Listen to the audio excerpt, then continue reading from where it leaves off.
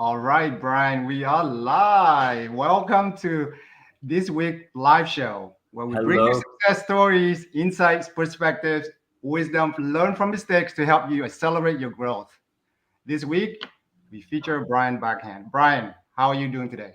Great. Kent, it's a joy to be here with you. I wish we were doing this live in person in beautiful California where you are. So hopefully someday. But it's just a real gift to be here with you and your community. Thank you so much for joining us. I'm so excited to have this conversation with you. Let's give our viewers a little bit of an intro so they know who you are. Brian is a living proof that life is an evolution. His own journey from being a priest to then an executive in New York City, Toronto, and now a founder of his own company, Evolution. Brian served as an executive director at NYU Lagoon Health and University of Toronto, Faculty of Medicine, and raising millions from investors. He is based out of Toronto and is proud to be an American and a Canadian citizen. Brian is passionate about building community. He has served on numerous boards in the USA and Canada. Finally, Brian believes when we ask the question, what do we desire? The truth will tweetably lead us to embrace what is in our heart and evolve us forward. Brian, great to have you on the show. Where are you dialing in from? I am coming to you live from Toronto. Great. Toronto is a beautiful city. Can't wait to be over there and visit you someday. Well, look forward to it. Only come during the summer. That's what I tell everybody. Today is picture perfect, gorgeous, blue skies, warm. But when you come in January, February, March, even April, sometimes it's not as beautiful. So always come when the weather's nice. But I look forward to welcoming you here when you do come. I can't wait. I'm happy to be here with you.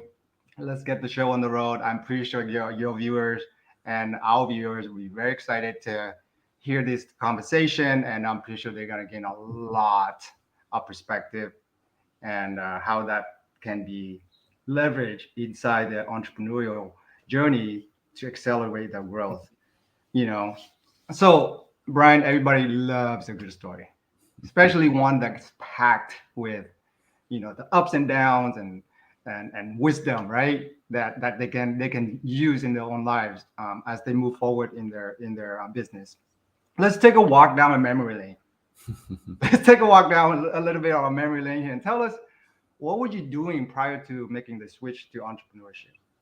Sure. So, the life of Brian, to use that as a starting point here is, I was born and raised in Boston, Mass, went to university, undergrad in Ohio, and then made the decision after university, to enter the seminary, to study to become a priest, which was, wasn't something that just happened overnight. It was over a period of time, and there were lots of interviews. And I went through the seminary, and I then became a priest for 8 years. And I was 27 when I was ordained. And it was an amazing journey. Even the whole seminary formation, it's a very rigorous process. Academically, there's a lot of formation. I did every year you have a special assignment in the seminary. So my first year I worked in a women's state prison. Then I was sent to Ecuador to do mission work there for 3 months and to try and learn Spanish, and worked really in a very rural location. Wow. I did hospice work. And then when I was ordained, I served in a parish for 4 years. It was amazing. It was like 2,700 families. It was an incredible gift. Mm-hmm. I knew I was deeply loved, and I loved the people, and I loved being part of their lives in really incredible moments of weddings and baptisms and death and Mm-hmm. crisis. And then I got a phone call on a Thursday night that the new cardinal who was appointed from the Vatican had selected me to be his new private secretary, which translates to like chief of staff. Right. So at a super young age, I was being groomed for more leadership. I was living with the cardinal. We went back and forth to the Vatican several times, every year. I was kind of, I used to call myself like the Right. magic man, because I was the one that created and made sure everything ran smoothly. Mm-hmm. And it was an incredible international experience. But Kent, I got to a moment that I was starting to see what my future was going to be. And what I really desired, there I am being at the Vatican, being exposed to things and thinking, wow, this is amazing. But I started to feel something inside me. And I'm like, this is not the life that I Mm-hmm. desire to live, which I'm Right. sure so many people can feel, whether that's in a relationship or a job. And I wanted to be true to who I was. I wanted to be love another person freely and openly. I came to accept that I was a gay man and not to be ashamed of that and Mm-hmm. live that outwardly. And I Right. still knew that the divine, or however you want to define faith, was calling me to bring my gifts to the world in a new way. Yes. And so I followed that. And I freely left all on good terms. And I went to New York City to become an executive, which was a whole nother story. But I'll pause there for a second. Wow. Thank you so much for sharing your story. I think in a way we have a very similar background. I was introduced to the Buddhist monastery when I was actually only what 12, Wow. 13. And I fell in love with the art of meditation, and I was like on a journey to become a monk, you Mm, know, when I was only 10, 12, but wow. it was just only one summer when we were there just to check it out in here in Watsonville, California, in the Bay Area. Little did I know, one summer turned into 2.5 years living there. Wow. Yeah, so very similar path, and then the corporate world hits, and you know, family and all of that. So Sure. very similar. I'd love to go into that if I were to switch seat with you. Yes. But I love your story so much. Thank you for sharing that. You're welcome. You're very welcome. So there was definitely some catalyst there, right? That drove your decision making. You were there as a priest, then you left that life, you joined this side, you became an executive, and now you have founded your own company for over 2.5, 3 years now. What was that catalyst that made you make the switch to become an entrepreneur? You Yeah. know, while you were there an executive. I have to say, and I said this just recently, I found leaving the priesthood easier than being an entrepreneur. I really did. I have found, one of the biggest heart lessons I've come to realize is as you grow, your company grows. It's that Right. simple. So true. And, that is one of the biggest things. If you're feeling stuck, your company is stuck. If Hmm. you're trying to control everything, your company is going to be halted. So to be an entrepreneur is not just about, oh, I want to create something to bring to the world, which is powerful and beautiful, or you want to have access and be remote. It really is a calling Hmm. to go deeper into who you are to create an aligned way. And that's really what I've come to realize. And for me, I left the priesthood, went to New York City, and then that led me to Toronto. I became a partner in executive search as well. And I remember just feeling, it was a boss of mine. She actually said one day to me, she goes, "You need your own company." And I was like, okay, it's really funny that, someone that you respect and who's a boss says that to you. And Right. others had said that. And I was in a position that I was feeling a little stifled. And I sat there and I said, I was doing great work, great results. There was a lot going on. It was very positive. But I knew there was something I wanted to unite it all. And so I freely made the decision that I wanted to unite that aspect of who I was, that intuitive side, that sense of helping people tap more deeply into the roots and the values of who they are, and unite that and help them evolve in whatever life they're leading professionally. And Wow. that's when I made the decision to go out on my own. But Wow. it wasn't an overnight instant success. Right. I thought I'd get it done in 3 months. It was a longer journey to even I left the firm, and then it took me almost shortly, just less than a year, to actually launch the company. Wow. You know, one of the insights that I just picked up just from hearing you is when you're stuck, your company's stuck. Mm-hmm. When you grow, your company grows. It's so true in every way because life and business they're basically the same thing. You know, Yeah, it's like you can't have life, you can't have your business fostering and growing when your life is in in stagnant mode, right? yeah, So true. Which is why me myself included, always constantly trying to self improve, bringing experts like yourself, so many others out there that have gone way before my time, just to come in and provide those kind of perspectives. So thank you for sharing that.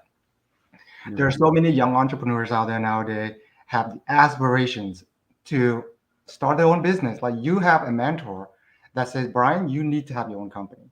Mm-hmm. You need to start that, right? So many people out there probably listening, they go, well, I need someone like that, Mm. but I don't have one. What would you share to say to those people that they're maybe in a spot where they know they have an expertise, they know that they can change the world, they know that, you know, I need to get out there, but they need that extra push, but they don't Sure. have that person. So one of the things I'll give, and it's like free in this very moment, and you already kind of alluded to it in the introduction, is anyone that is feeling that I want to do something, I have an Mhm. expertise in whatever industry you're in. It goes back to the question of desire. When you truly ask yourself, what do I desire to create? What do I desire to do next? And you really create the space to listen and to be Mhm. patient, the truth is there. It will start to kind of make itself known to you. And all you have to do is just be curious. Just be Right. curious to what it is. And it doesn't mean you have to have the plan. That's where we often get stuck because we go into immediately of, well, I don't have that degree. What about resources? About Mhm. finance? Where would I work? Blah, blah, blah. That's the Right. rational ego that's trying to like set up all these roadblocks. But if you just really ask yourself, what is it that I desire? That's number one, Mhm. because that is what's going to hold your heart. That is what's going to draw you forward to take the next right action with peace and with clarity. That's number one. So that's free, and that's where you have to start.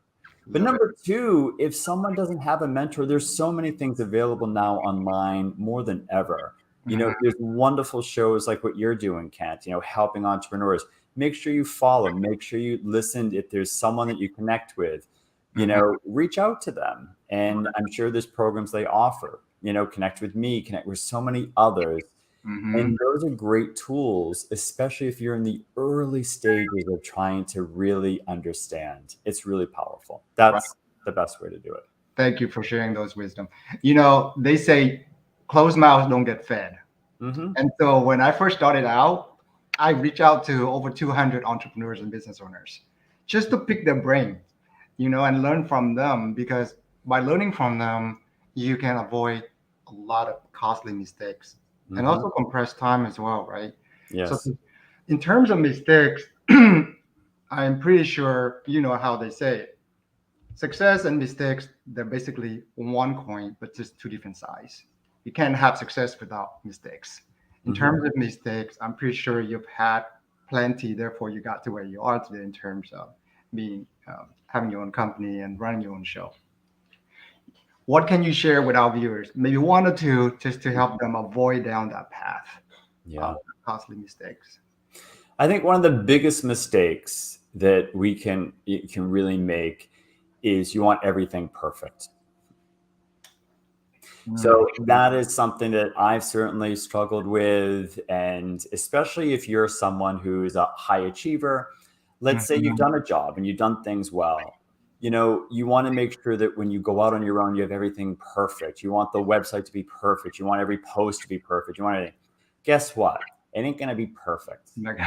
And guess what? If you wait for that, you're not following what you're supposed to be doing. Right, right. Okay. And I think it really is about following that. I'm not saying you want things sloppy, you don't want to have things right, but if you wait to have, oh, when I have 50,000 followers, then I'll do this. When I have this, then I'll do that. You're never going to do it. Right. So Do it. you have to take the step in faith and trust and start to move on it. That's number one. And I'm not saying that you don't need to be strategic at times. There are certain things that, yeah, okay, I would love to do this, but I do need to have this piece in place and this piece in place. And if you can make that decision of why you're not acting on something and really see what you're doing now that's going to lead to that, that's one thing. But if you're avoiding, perfectionism is an avoidance, and it's always based in fear. Always based in fear. Right. Yeah, that's I fall into the same trap as well.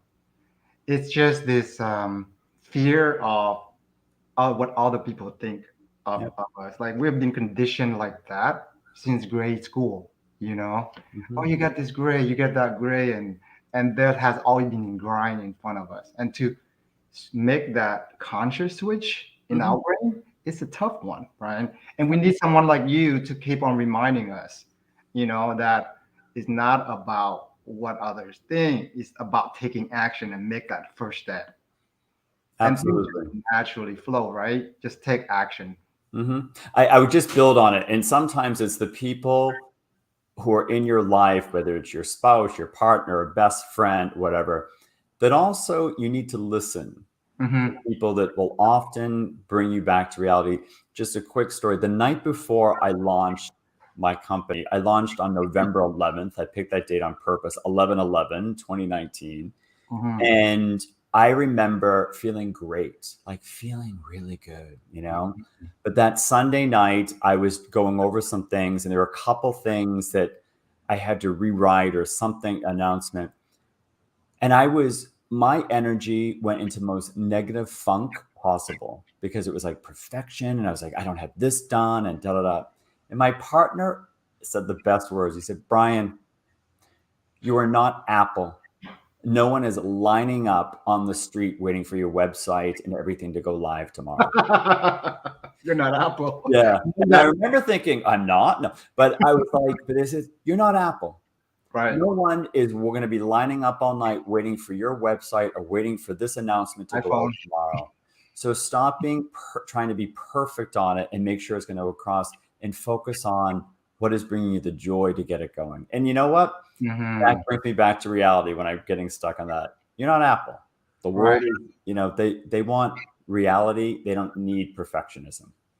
Right. And they need presence. They need your presence. And you've been an incredible, present to both all of your followers and all your admirers and all your clients. You're always active on LinkedIn, which I love. And you're building a great community, Brian. Thank you. That alone takes a lot of effort. It takes just so much work to build that kind of community. And Thank you. One of these days I'm gonna have to seek your expertise and find out what is your secret sauce. What is that magic that you've had put in there to build such a wonderful community? You know what it is? You want to know what the secret sauce is? And I had no clue how to do anything. I had no clue. I'd been on LinkedIn for years when I was and whatever. I didn't even know how to post things well, and I would only get a couple. Whatever. I was just messing. Right. But I knew when I launched, I wanted to specifically focus on one social media platform at that time, and it really was LinkedIn because I already had some presence there. And who knew a pandemic was coming just a couple months after I launched, which was amazing. And everyone's at home. And I intuitively, one day, I remember sitting on my couch. I live downtown in the city, overlooking all these empty streets in the city. And I sat down, I had my laptop, and I got this thought. I said, who are the kind of people I want to connect with? And I remember the word authentic came to my mind. So what I started doing in the LinkedIn search, I only looked for people that used the word authentic in their about section. And I Wow. started connecting with people because I said, anyone who's put the word authentic into that are probably people I want to connect with. And that's how I started connecting and building. Oh, And I do not get caught up on the likes. I focus on the comments I love that. because it is about and I call it the community of comments because that's where the community is. And when you create that sense with intention, and you can cultivate that's your audience. That's it. And it's really easy to like things. And there's a lot of people that are reaching out saying how to go get more engagement. Da, da. You know, it's about being in creating the community you want. Mm-hmm. And I don't post every day. Right. Everyone's, oh, you should, but when I do, there's always intention behind it. Mm-hmm. And that's what Okay. creates it. And Yeah. and I made it personal. I said, I'm going to make it my way. Guys, if you're listening to this, that's like probably one of the biggest nuggets I get from just having a conversation with Brian. Thank you for sharing that, You're Brian. welcome. I'm pretty sure a lot of people are curious about, okay, what are you doing today? What kind of services are you offering at the moment, and how do people find you and learn Sure. more about what it is that you do? Absolutely. So I'm going to be totally transparent with everyone listening to. This is all about being an entrepreneur. I am in a moment of entrepreneurial evolution, to be quite honest. It's been a couple of years. It's been an amazing couple of years with a lot of things, but Yeah. it's ready to grow to the next level. And Mhm. I'm now working with a wonderful branding and marketing company to do some of that work Mhm. to really refocus on some of the things that are there. Got But it. it's something it's growing as well. So the biggest thing is the best way to connect. Please connect through LinkedIn. Send a message. Say you heard the interview, with Kent, and you will get a message back from me. Number two, if you go onto my website, which is going through an evolution, it's outdated. It's going to be updated in the next few weeks, but there's going to be a special offer coming up for free for a download of how to move from panic to peace in 17 minutes. And that will be available on Monday on my website. And you can also send a message there. And the work that I'm doing right now is I do one-on-one, programs I've developed for helping individuals go deeper professionally and personally. But I'm going to be creating a mastermind as well that will be launched in January that will be quite Ooh, significant. That will also have 2 in-person retreats and really a powerful platform. And really the biggest area I'm growing out as well is more facilitation as well. That's really where my passion lies as well. So those are some programs that are in development. So connect. I want to go deeper in my own evolution story, and I want others to help them to go deeper and own theirs as well. there's a lot of affinity to what you just shared, who you were, where you came from, to where you are today, and what you're developing. You know, Mhm. it's such an incredible journey. I can see that. When you want something, you manifest it, and Yeah. I can see that you're manifesting, and you already have it in here, Mm. and it's coming out as we speak. So I love that, Brian. Well, let's wrap it up right here. I know you have another show to go to. But I enjoyed this conversation a lot. I'm pretty Me too. sure a lot of our viewers will. David Hansen just said he really valued the meaningful engagement in the comments in the post. So one of you is a big fan of yours, just mentioned. Beautiful. Beautiful. Yeah. So that is it, guys. Thank you for joining. If you're watching the replay and you have any questions, feel free to drop the comment and then we'll get back to you.